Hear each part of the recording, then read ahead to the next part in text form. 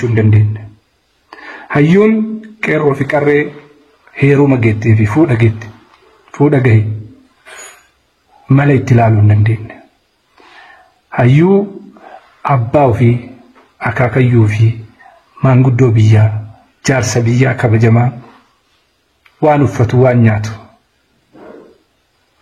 waan dhugu dhabee kararra deemee kadhatutti malan baasne malan gooneef hayyuu qabatame yeroo hubate hawaasa karaa tokkotti luuccessee kallattii hin qabsiisne.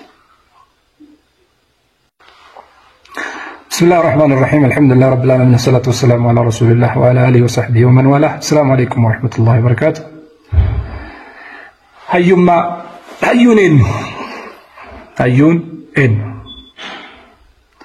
hayyuun ilmaan yatiimaa abbaan qabne mataa qaqqabuu hin dandeenye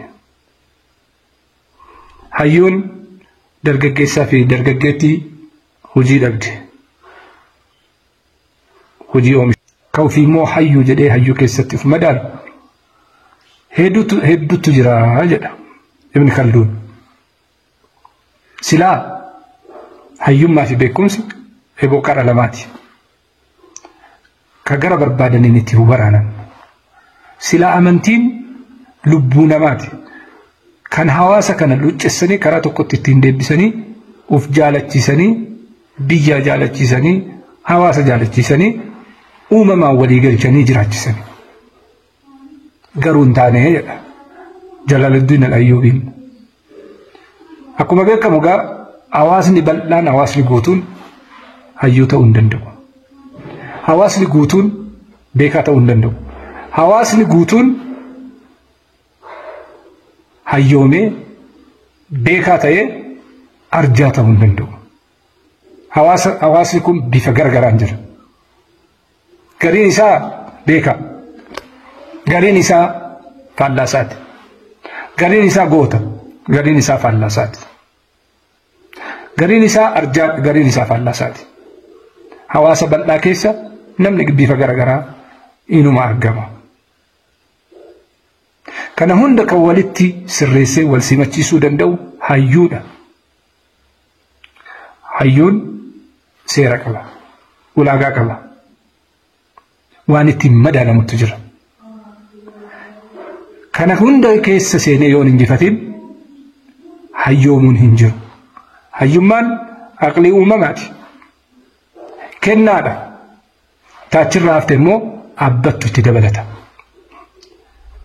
hayyuun laalaa hawaasa ofii hayyuun quuqama hawaasa ofii hayyuun cinqii fi dararaa hawaasa ofii hayyuun dhibee hawaasa ofii hin dhibamne hayyuu ta'uu hin danda'u hayyuun rakkoo nama dhuunfaa rakkoo qe'ee rakkoo maatii rakkoo hawaasa rakkoo biyyaa sadarkaan adda baasee hin beekne hayyummaa argachuu hin danda'u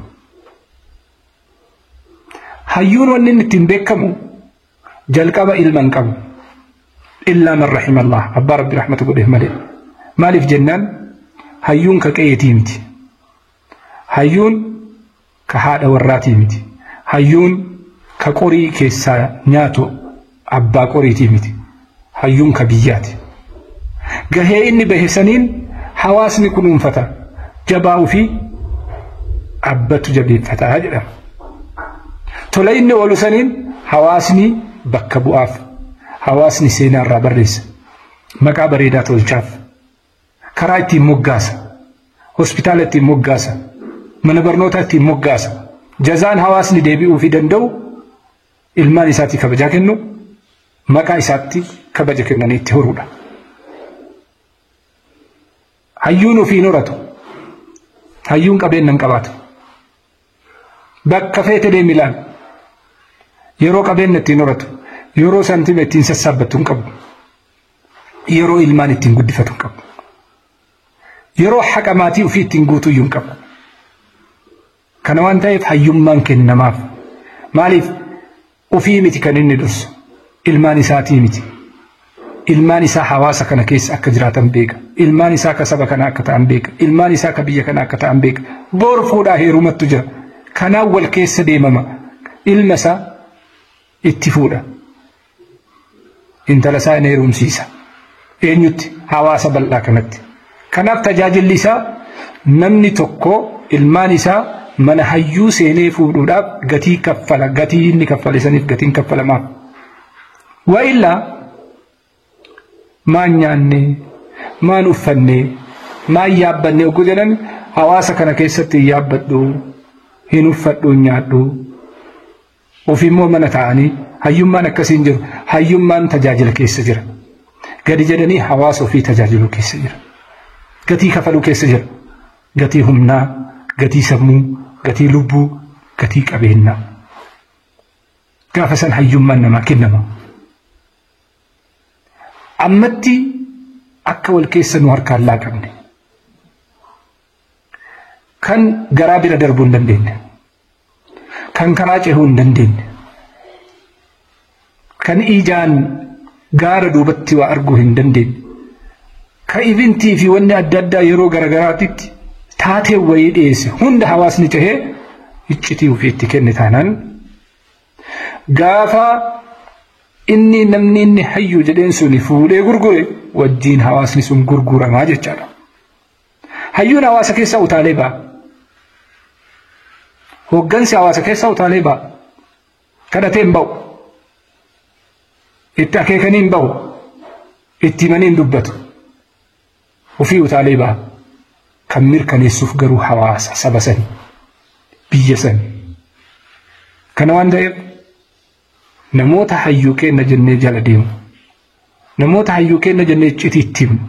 Iccitii dhuunfaa, iccitii maatii, iccitii gandaa, iccitii firaa, iccitii sabaa, iccitii biyyaa itti himnu adda laallachuun barbaachisaadha. Hayyuun sanduuqa. Sanduuqa iccitiiti. Sanduuqa iccitii biyyaati. Kaabbaan fedhe banuu hin dandeenye. Hayyuun eertuudha. Eertuu kallattii argisiiftuudha. Kan eenyu kanarraa dabsuu hin dandeenye. Hayyuun beekaadha. Ka beekamaan abbaa fedhe yoo itti dhufe hinjifachuu hin dandeenye. Hayyuun ka kophee namaa keessa dhaabbatee rakkoo namaa dursee namaa hubatu sani. Kaachirraa hafe garuu hayyummaa osoo hin ta'in namooma qabaachuu danda'a. Rifaatoo qabaachuu danda'a. Naatoo qabaachuu danda'a. Naatoo qabaachuun, rifaatuu namaa qabaachuun kophaa isaatti hayyummaa miti. Hayyuun rakkoo namatti himu furmaata qabatee dhufa. Hayyuun laalaa hawaasa, rakkoo hawaasa, miidhama hawaasaa namaan labsu furmaata hawaasaa fidee dhufa. Kallattii argisiisee dhufa. Gatii kaffalee, gatii kaffale saniin hawaasa bilisoomsee, hawaasa jiraachisee ofii lubbuu isaa, qaama isaa, sammuu isaa wareega. Hayyummaan seera qaba. Kan rakkoo keessii lallabu, ka quuqaa kee laalaa kee sitti himu quuqama kee qaba malee hayyummaa miti. Hayyummaan seera addaati, ulaagaa addaa qaba.